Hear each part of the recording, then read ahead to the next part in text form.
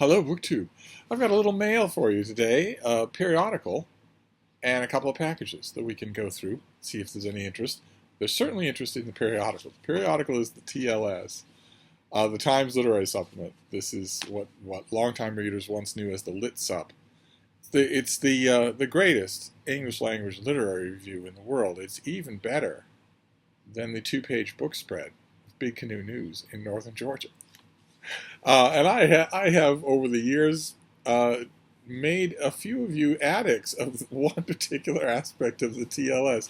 It's a fairly pricey publication, and a great number of the books that they review are what old friends of mine have always called Steve books.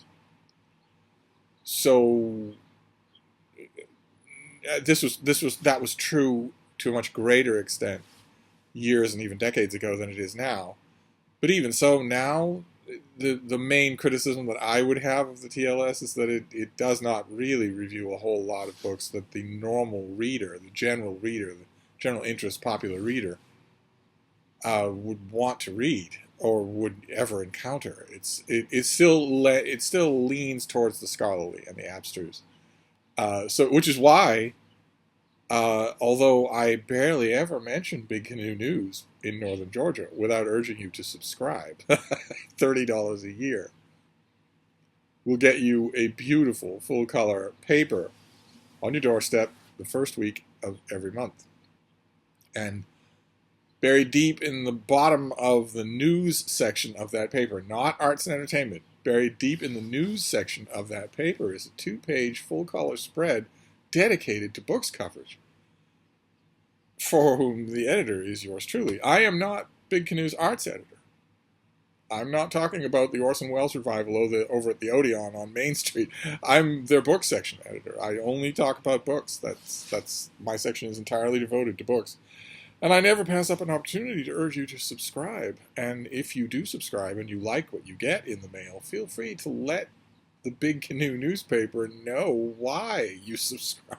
That always helps. That last gesture always helps. As you can see, I never pass up an opportunity to drum up subscriptions there, but I don't ever say that you really ought to subscribe to the TLS. I don't ever do that, and the reason why is because of what I mentioned. Huge amounts of space are given over to more scholarly, more abstruse things. There's no real way to talk about it that doesn't sound a little bit poncy, and I don't mean to come off that way, of course. How could I, being Meg's foremost fan? Nevertheless, I recognize it as a feature of the TLS, and I would argue a weakness of the TLS, that it usually doesn't devote a whole lot of space to books that normal people read. So I haven't urged you to subscribe to it, and yet over the years I have addicted a great number of you to a certain aspect of the TLS, which is that it is one of those journals, like the London Review of Books, especially like the New York Review of Books, where literary fights can break out in the letters page.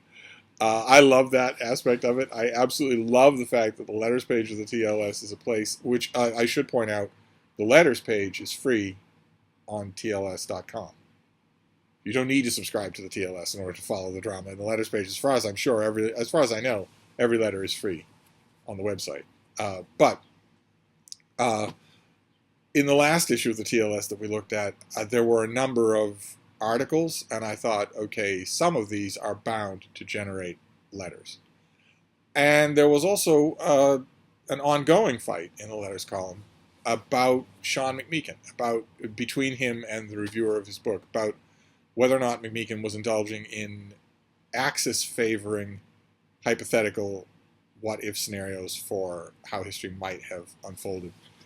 And the reviewer thought that he was. I think pretty clearly because the reviewer did not read the book very clearly, very closely, and he's just absolutely refusing to admit that. But I could be wrong about that. There's only one way to know for sure if I'm wrong about that. And Sean McMeekin calls for that way in the last issue of the TLS and says, the assertions this reviewer is making about my book are completely false. Not completely skewed, not his own opinion, and you'll have different opinions, but just not there. What he's saying is not in my book.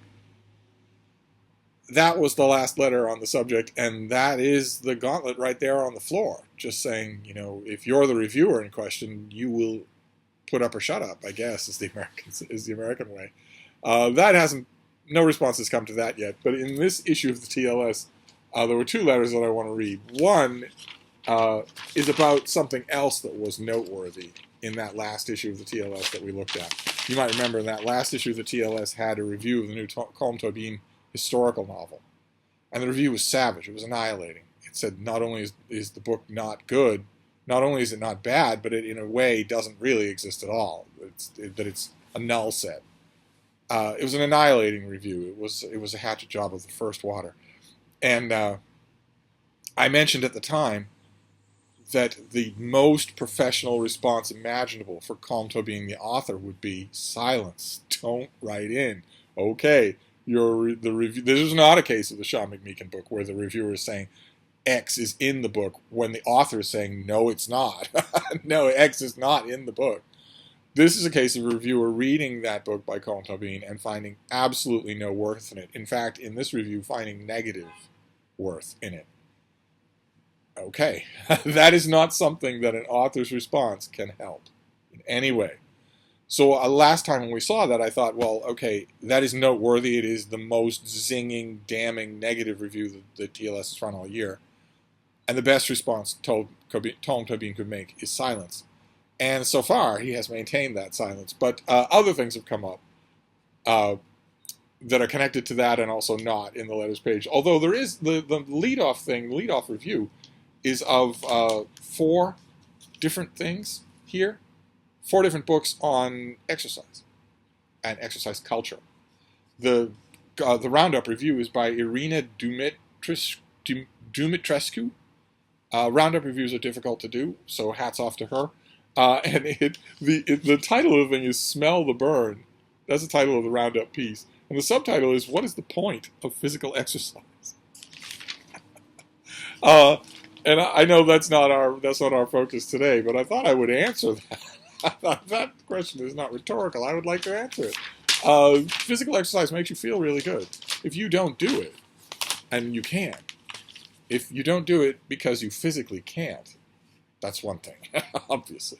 But if you don't do it because you just don't make time for it, or you can, but you just don't get around to it, you're missing out on a way to feel really good. I think that is the point of physical exercise. Anybody who takes it beyond that, some sort of weird area of personality or exaggeration or even monetization, as quite a few YouTubers and Instagrammers do, is maybe missing the point. They're maybe making a chore out of something that's meant to be a joy. But for everybody else, if you are able, if your doctors have not told you, don't you dare, then why not go for an extremely brisk walk around the neighborhood tonight? See how it makes you feel. I bet it will make you feel really good. But anyway, that notwithstanding, I want to get to the letters here that do matter. I mentioned a piece that we read in the TLS about whether or not biographies should be based in fact. I pointed it out to you and said I was, of course, horrified that the author would say that biographies are basically fiction anyway. And that piece got a response, although the headline response at the top, "The Facts of Our Lives," is not specifically about that. It's about Alison Kelly's, or rather, Ira Nadell's biography of Philip Roth, which kind of sort of got lost in the furor about Blake Bailey's biography of Philip Roth. The letter is by Herschel Parker, the great Hemingway biographer, but it's not really about that. Instead, there is a letter here that's close to being about facts and biography, and it's also about Colm Tobin. A writer called Henry Spencer writes in, "At last, a halfway adequate admission of the inadequacies of Colm Tobin's prose.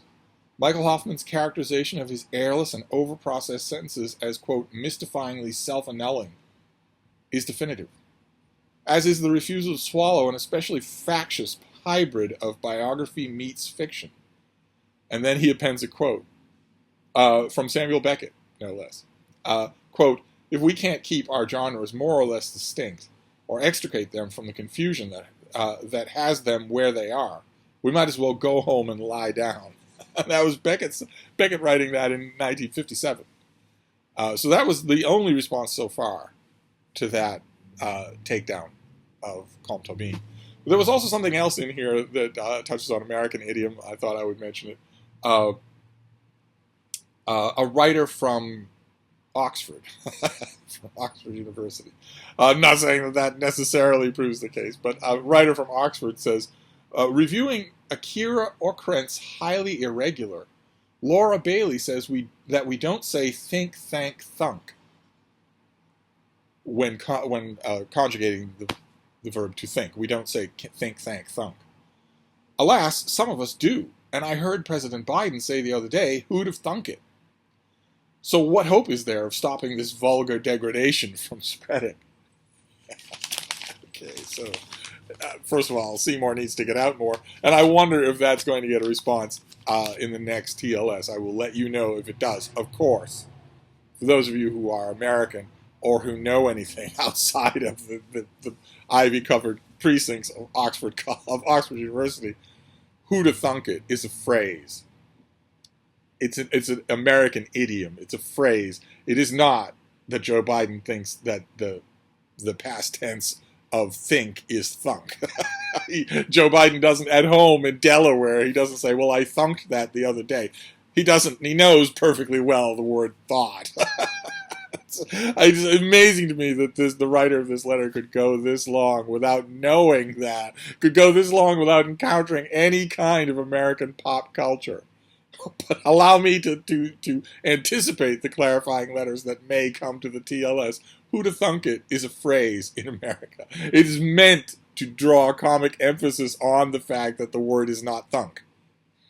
That's the whole joke of it. If you see that and you think, oh my God, people are spreading this horrible barbarism, then you just don't have any idea what you're talking about. It's the same thing as the old style American idiom, the old style American phrase I don't think anybody uses anymore, called "wish you'd stood in bed," which does not mean standing up in your bed. The whole joke of the phrase is that it's a comedic riff on the fact that the alleged speaker of the phrase is thinking stayed is stood. Wish you'd stood in bed. Wish you'd stayed in bed. Drawing the humor of it is the image that it raises of someone standing in their bed. It's the same thing with who'da thunk it. Joe Biden knows his basic grammar. He went to Catholic school, for Pete's sake. I will be interested in seeing if anybody writes into the TLS to correct our Oxford Don on the fact that is a given. That is a saying.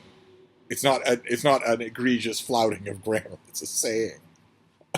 But anyway, we've also got two packages here. So we'll see.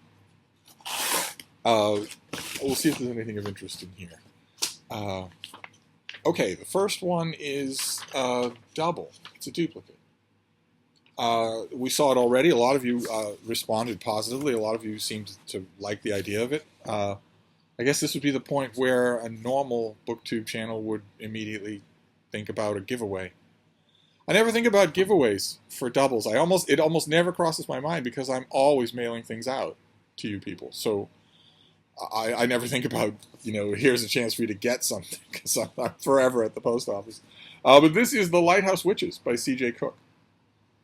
And we saw this just the other day. So I now have two copies. If this kind of thing for the spooky season appeals to you, feel free to let me know and I will mail it out to you.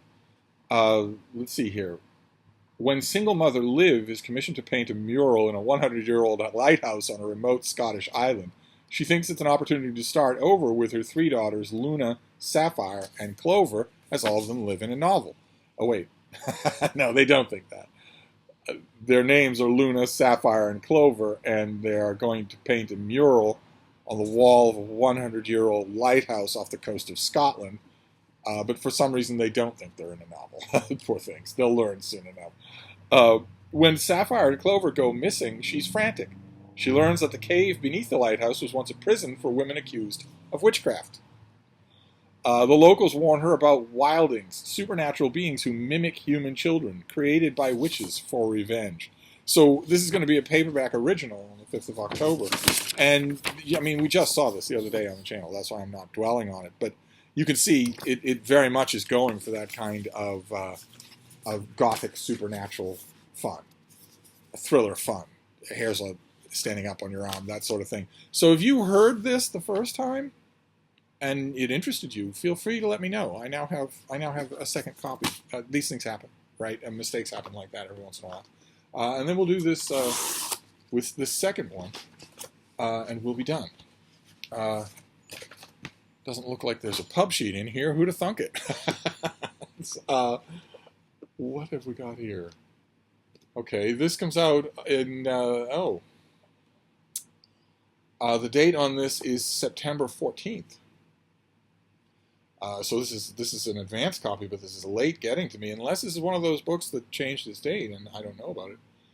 This is by Andres Resendez, and it's called Conquering the Pacific, an unknown mariner and the final great voyage of the Age of Discovery. Conquering the Pacific.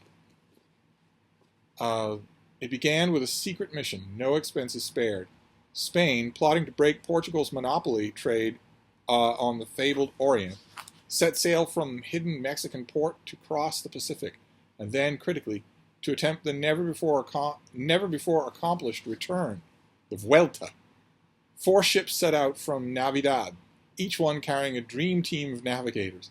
The smallest ship, guided by seaman Lope Martin, a mulatto who had risen through the ranks to become one of the most qualified pilots of the era, soon pulled far ahead and became mysteriously lost from the fleet. It was the beginning of an astonishing voyage including mutiny, murderous encounters with Pacific Islanders, dire physical hardships, and at last a triumphant return to the New World. But the pilot of the fleet's flagship, the Augustine friar mariner Andres de Urdaneta, later caught up with Martin to achieve a Vuelta as well. It was he who now basked in glory, while Lope Martin was secretly sentenced to be hanged by the Spanish crown as repayment for his services. And this book sets the record straight. The author was a finalist for the National Book Award and the winner of the 2017 Bancroft Prize. It won't mean anything to you non-history readers, but it's a big deal. If you write history, that's a big deal. That's a big accolade. And he's a professor of history at the University of California, Davis. Okay. He's also a sailor. A little bit disappointed that I didn't get this, in July, and that I don't have the finished copy. I'll have to check and see if maybe either the pub date has been pushed back on this thing, or if maybe there's a finished copy. Obviously, if the pub date hasn't been pushed back, then there's a finished copy out there that I can get.